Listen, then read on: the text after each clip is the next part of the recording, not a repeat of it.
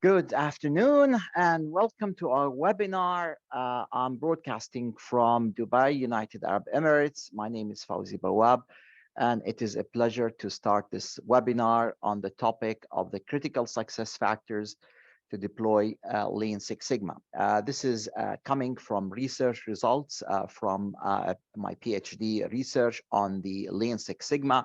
So I'm very pleased to have you join us today, and maybe I can share some of the insights and information that it was revealed during the research.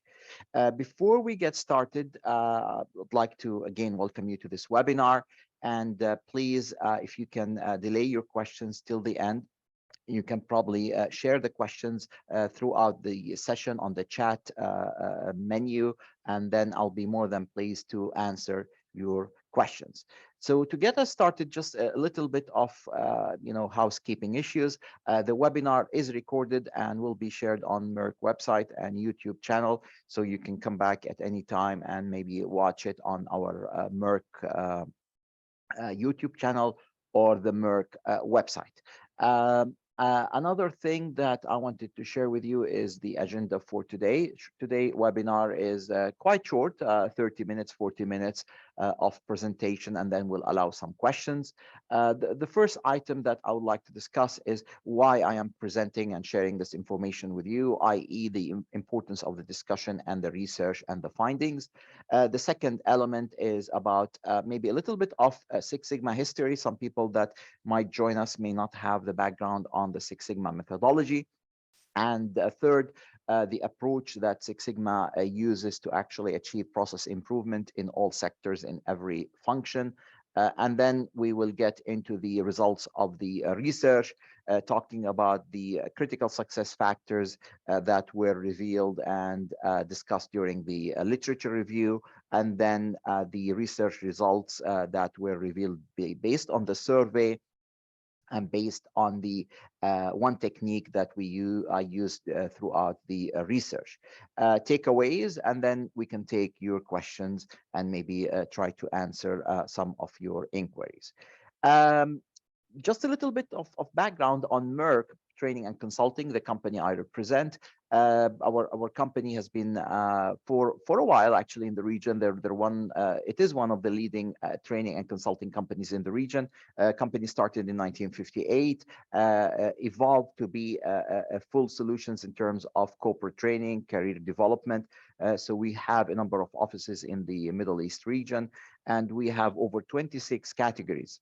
We offer actually more than 300 courses in different topics, ranging from project management to customer service to quality, operational research, and many other topics that you can find on our website. Two types of courses. We have public training courses, which we offer all across the Middle East, from Dubai, Abu Dhabi, Riyadh, Istanbul, and even Europe as well. And we have in-house sessions that we offer to our clients based on a specific request with a specific need that basically they get tailored to their needs. In terms of the programs, as I mentioned to you, we have over 26 categories. So whether you want to brush up on your presentation skills or maybe get more information about customer service latest technique and the customer experience and the journey, or whether you want to get your PMP under project management. So all you have to do is check the category on our website and you'll see exactly what type of topic and the competencies that that topic will cover. Some of our courses are accredited and certified, which means that you have to sit for an exam or submit a project to get the full accreditation and certification. So whether from the Society of Human Resource Management, the SHRIM, or the Heriot-Watt University, or the ASQ, so many of our courses will be identified as being accredited or certified by that international body. This is me, Fauzi.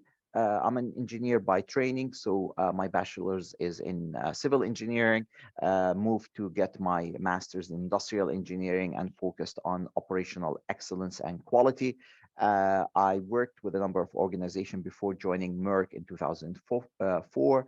I lived and worked in Canada, the Canadian capital, Ottawa, Worked with a company called KPMG, well known, a company called BSI, British Standard Institution, and IBM as their quality manager, and joined Merck in 2004, became a partner in 2007, and I became responsible for the operational excellence and quality training and consulting. As you can see, in my experience focused on operational excellence and strategy deployment as well. And this is what I've been doing for the last I don't know, 30 years, ranging from different career phases, different job profiles, but they're all around the operational excellence and quality management. um, Again, I welcome you again, and onto this session, and I hope that we will have a very productive session.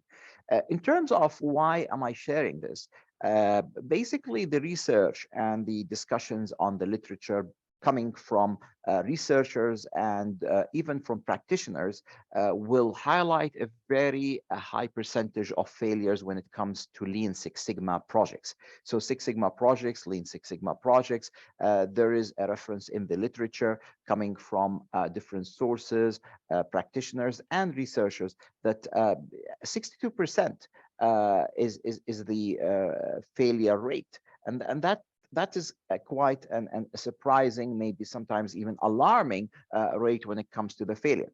Hence, understanding what are the factors that we can have in place even before starting a project in Six Sigma, during the project of Six Sigma, are important to make sure that the chances of success are high. And understanding these factors will be very helpful to practitioners that plan to implement any type of a Lean Six Sigma project.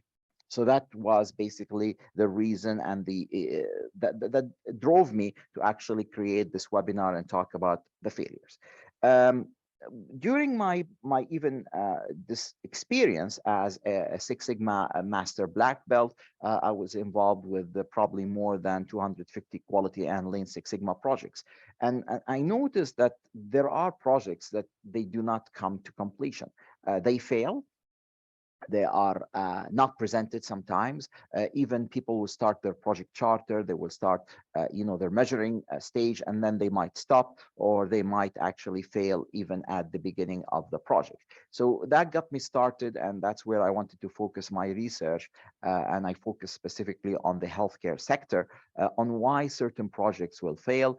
So there was something that I noticed, that the clarity of these factors, critical success factors, was not in place, and possibly that could be one of the reasons that these projects will fail. So that took me into further discussion.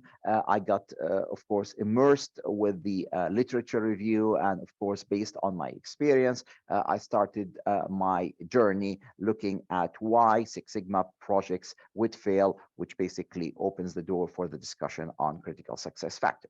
Now, I know some people might have the background on Six Sigma, but just a quick background or a review of Six Sigma as a methodology.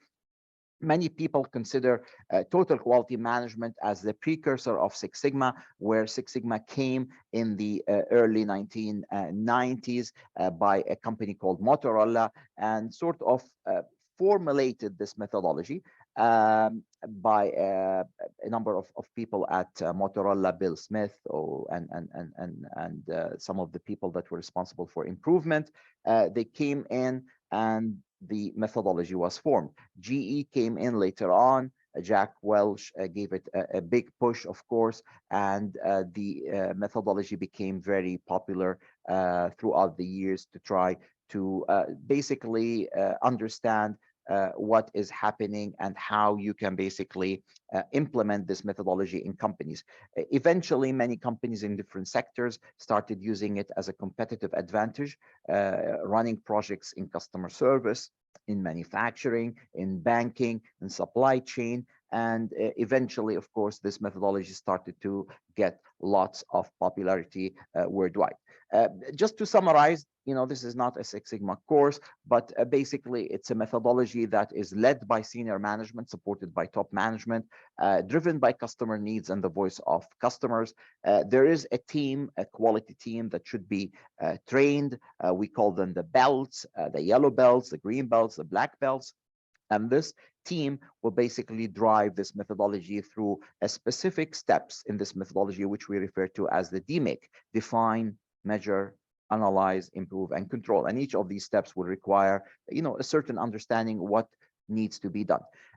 We utilize many of the quality tools, so the tools usage is quite popular, and people who do that, they need to be aware of all these tools, including process maps usage, process capability studies, correlation and regression, understanding process variation and statistical process control, and many of the other tools that basically could be qualitative and quantitative in nature.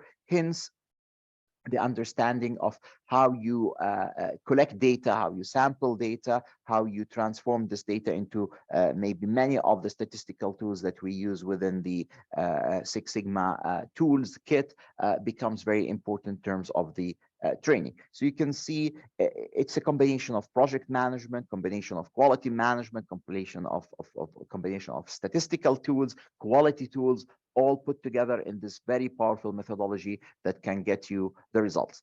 Now, why would we do it? Companies can ask that questions, top management. Well, if you want to get lower variation, lower mistakes, lower defects, you want to control your cost of non-compliance or cost of errors or quality, as we call it, and you want to get your customer satisfaction controlled or even enhanced, customer referrals, this could be one of the methodologies that you could consider for improving your business processes. Now, in terms of the approach that we use, it is basically training our belts on how to take any practical problem in any operation, in any business, in any function, and taking that practical problem and transforming it into what we call a statistical problem.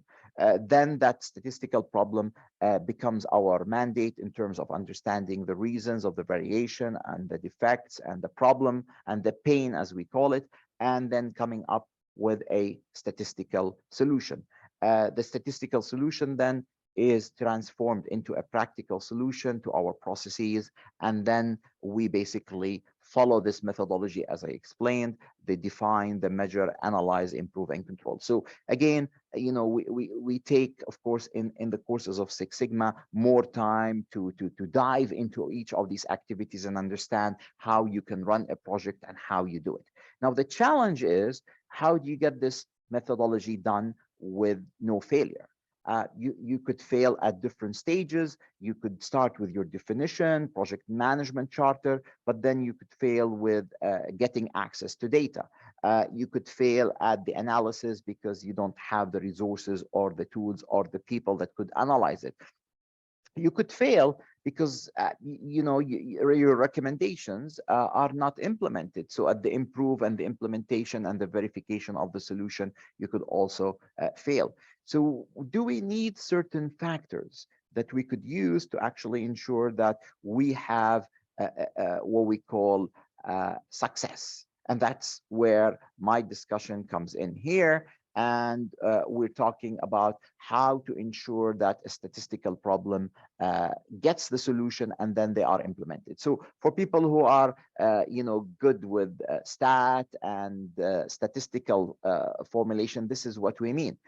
We basically taking a problem and transforming it into a statistical model where we look at the voice of the process. And, this chart can represent what we refer to as the VOP, or voice of the process, and then the customer specification, the upper or lower specification could be what we refer to as the VOC, which is the voice of the customer. Now, this is the target of the process. So you can see here, maybe this process that I just highlighted here is something that is creating errors, mistakes, i.e., the output of the process is not basically complying with the customer needs, and the customer would expect to receive a high number of defects or errors in the output of the process.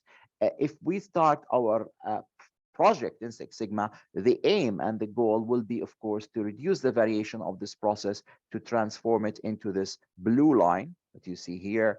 And as you can see here, this process statistically is more capable than the process in red, i.e., the probability that it will create defects or out of specification will be less. So in the Six Sigma training, this is what we teach people to take processes. And again, this could be a process in HR, this could be a process in IT, this is a process in supply chain. So we could actually implement this methodology in any type of a sector. And of course, we can try to get to a higher Sigma level. Would it be Six Sigma, or would it be Four Sigma, or 4.5 or 5? Well, it depends on the mandate and the goals that you want to achieve in that specific project. But Six Sigma as a concept put by Motorola seeks to achieve a higher level of accuracy and reduce the defects rate to be at 3.4 defects per million opportunities. So we call it the DPMO model.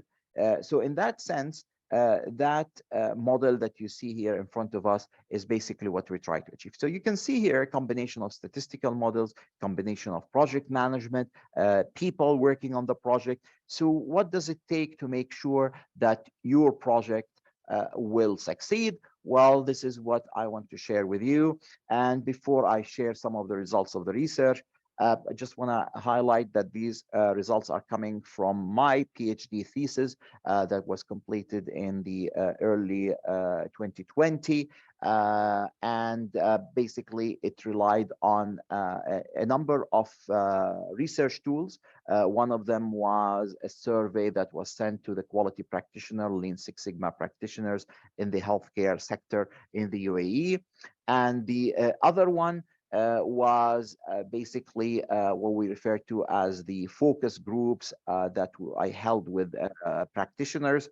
And the third avenue was interviews. So here, just to tell you here that there were 260 responses received. So there were usable responses 191, a little bit of the sample that was used to look at the details and the findings that were published in my PhD thesis on the critical success factors. So based on this, if we look at the literature that I reviewed across all the continents, across many researchers, there was something that I discovered more than 62, probably six critical success factors for Lean Six Sigma. And you can see here from this Pareto chart, if you want to call it a Pareto chart or a bar chart, of the frequency of the critical success factors that were mentioned in the literature. You can see immediately the top 3, 4, 5, if you want. You can see the top management or visible top management commitment was here. You can see training and education of the people that are working with it, making sure that your projects are linked to the customer, i.e. capturing the voice of the customer, and then the organizational infrastructure within the organization. So, I mean, you know, all of them are important, but then if you want to look at the most frequent findings by literature and by research in the field of Lean Six Sigma were these critical success factors. Now, if we want to look at what literature as well has highlighted in different methodologies. So already we know that there is a methodology called, or a philosophy called total quality management. There is the concept of Lean by Toyota, and then you've got Six Sigma on its own, and then you've got the merger of Lean and Six Sigma, or the integration of Lean Six Sigma together. You can see here immediately, this is also coming from research by previous researchers.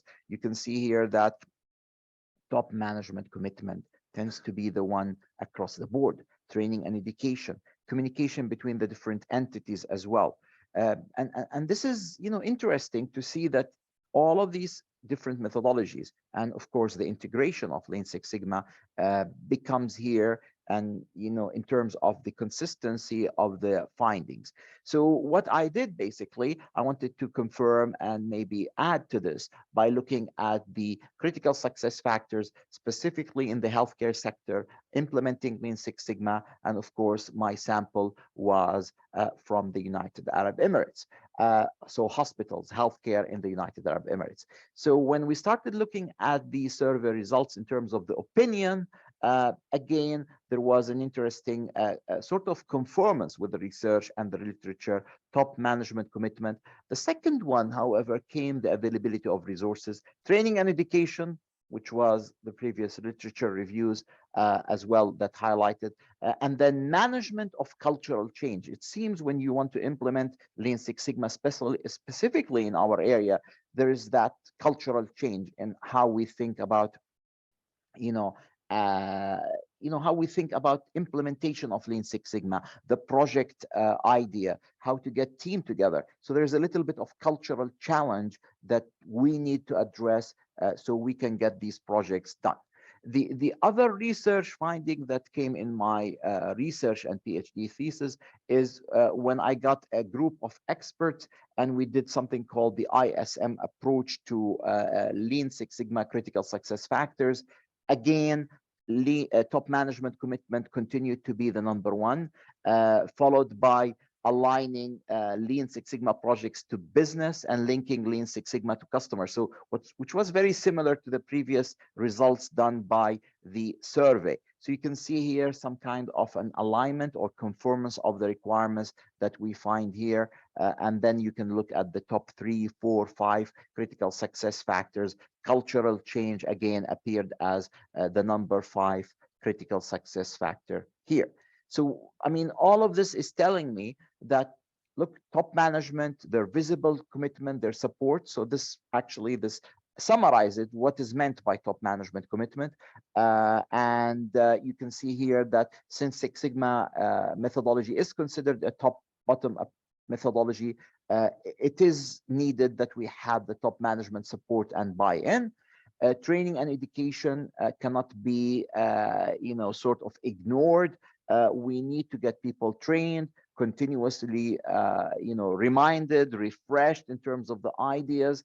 So the training will explain the why and the how, and then, problem-solving tools, statistical tools, and Lean Six Sigma methodology. Understanding how the voice of the customer links to our projects is critical. So we conduct an exercise called the transformation of voice of the customer into something called CTQ, or critical to quality. So this is a very important step that we need to do at the beginning of any project. And then we can continue with the other factors, including organizational infrastructure, aligning the Lean Six Sigma project to business objectives. So there's lots of discussion that can happen under each of these critical success factors. And maybe in the future, I can just take one of them and just focus on what are the best practices, maybe to do project prioritization and selection and management, which we discuss in some of our training, especially when we talk about the green belt and the black belt training. But to have these critical success factors in place is critical, and hence the name critical success factors is critical to the success of the projects themselves. If they're not in place, if they're not implemented in the right manner, then you might actually lessen the chances of success in these Lean Six Sigma projects. So again, a confirmation that management of cultural change that appeared in the results of my research confirmed previous researchers, and we're talking about researchers and practitioners that come from the 7 continents, right? Or the 5 continents, right? The 5 continents. And in that sense, we can talk about the cultural change and the attitudes and the behavior towards improvement. So something that might become a challenge, especially if you're trying to implement Lean Six Sigma in a not mature, in an unmature environment for quality. So a very interesting discussion on critical success factors. Many people will relate to them and try to address them before they start the projects to ensure that you have that in place. In my thesis, I actually took the critical success factors and I tried to build a model. I called it the deployment model for Six Sigma. So what would be in terms of priority? Uh, so you would think of it here, and you can confirm the findings before that: top management commitment and management of cultural change. They're like the foundation, if you may. And based on that, we can confirm that we have availability of resources, and then the communication of information is done in the right manner in terms of the objectives, the understanding. And then you can see training and education, giving an incentive for people. Why would we do it, and how would you give them the rewards? And then all the way to discuss how these projects will link to the suppliers, and how would you monitor them as a dashboard. So all of these are important. I'm not underestimating any of them, but I'm saying sometimes, to get you started, you probably need the foundation to be in place, and then you need to start building on the other critical success factors as such. So absolutely, we can spend more time on this, but again, this webinar meant to just to give you that idea, and maybe high level view of the critical success factors that we use. Now, honestly, my 2 cents here are, make sure that your lean projects, your Six Sigma projects, are linked to strategic objectives and customer needs. I mean, these are the two very important factors. But again, remember that the foundation is to actually get what into the top management, and then the cultural change and managing that cultural change are very critical in terms of the success of these projects. Um, I hope you are sort of more keen on learning about all these critical success factors, and maybe you'll be interested to go even and read my thesis, which is around 100,000 words. But again, you can read the summary in my thesis. It is a public domain, so you can go and look at the actual thesis, and you can go to Ethos, which is the the thesis public platform for the British universities, and you can download it, and you can read the whole thing as well. And you can see here the effects of Lean Six Sigma critical success factors on organizational performance, a mixed method study on United Arab Emirates hospitals. So I took a little bit of that research. I wanted to share it to the practitioners, so they know that there are valid reasons why we sometimes tell people, be sure that you have the top management commitment, be sure that you have the right infrastructure, the cultural sort of aspects being confirmed before you engage in any type of a Six Sigma project. Basically, that's what I wanted to share with you. Again, the takeaways here is to understand that critical success factors is critical. So, and then not all CSFs are equal. You may want to focus on the critical ones, i.e. top management commitment, culture, and consider top management support and enlist staff cooperation might be the ones that will get you started in your first Lean Six Sigma projects. I hope you have enjoyed this quick webinar. Try to pass all this knowledge in this short time. But again, our courses in Merck, under the quality and productivity area, many of them, specifically the Six Sigma courses, will focus more on these factors, on the methodology itself. So please feel free to check our website for a more detailed outline and the sessions. I'd like to, receive your questions. If you have any questions, just send them to the chat or type them into the chat, and I'll be more than glad to, answer your questions if you have any questions on the webinar or follow-up questions. So any questions, ladies and gentlemen? I'll be more than glad to answer your questions.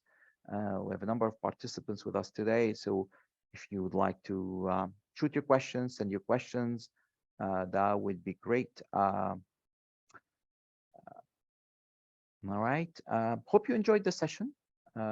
Hope you had, maybe more questions to ask, or maybe more, information that you would like to get.